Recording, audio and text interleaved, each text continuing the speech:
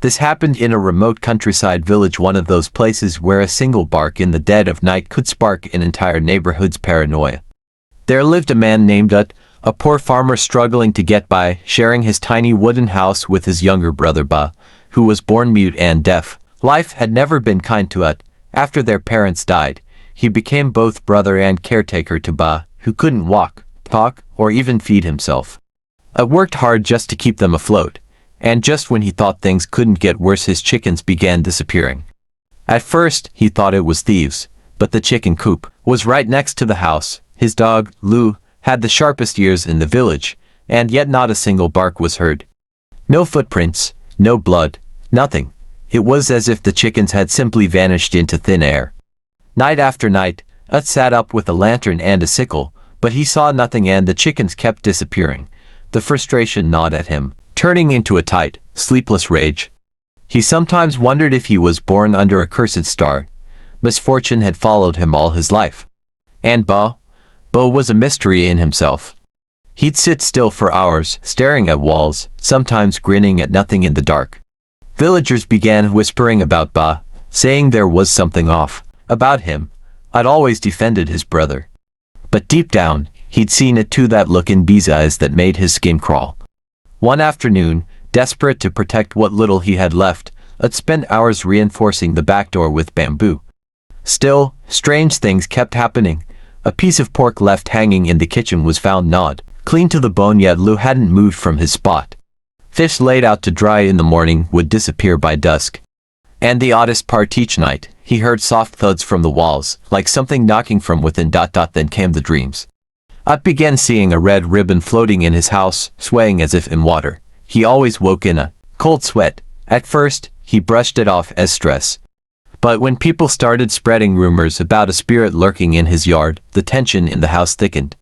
One rainy night, after drinking too much at a neighbor's funeral feast, Ut stumbled home and froze in his doorway. There it was, not a dream this time, a red ribbon, hanging faintly in the dim glow of his oil lamp. It drifted in the air, just above B's bed. That was the moment suspicion bloomed. Ut said nothing at first, but the seed of doubt took root. He told his old friend, Mr. Tam, who warned him, watch your brother when you're not home. So Ut did. He started paying closer attention, and one afternoon, after another chicken went missing, Ut returned to find a smear of blood around B's mouth. The boy, if he could still be called that, sat quietly, licking his lips, eyes vacant and glassy.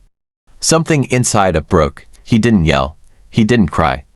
He simply stared, taking it all in, and began planning. In the dry season of January, when the fields were cracked and dusty, Ut set his trap. He pretended to go out for work, but instead hid behind the shed. Hours passed. Then he saw it.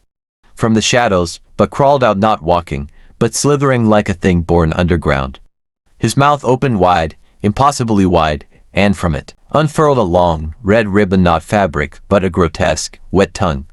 It lashed out, curling around the neck of a live chicken, slicing it open in seconds.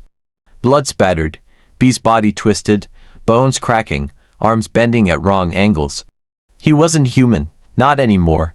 Ut trembled, but stepped forward, gripping a machete. When the creature turned, it looked at him with eyes that no longer held anything familiar. There was no recognition, just a hunger that had waited too long. Ut screamed and swung the blade. What happened next, no one truly knows. The villagers saw flames rising over the treetops. By the time they reached Ut's house, it was nothing but ash. No bodies were found. Just a strange smell lingering in the wind and scorched earth where the floor had been. Some said Ut had gone mad and killed his brother, then set fire to cover it all. Others whispered he had fought a demon and lost. Only Mr. Tam sat silently on the edge of the rice field, staring at the smoke with eyes that knew too much, but he never spoke of it again. From that day on, when the wind blew through the village at night, some folks claimed to hear a wooden bell echo through the mist. Not loud, just a hollow thudding, like a warning left behind by someone who saw too much and survived.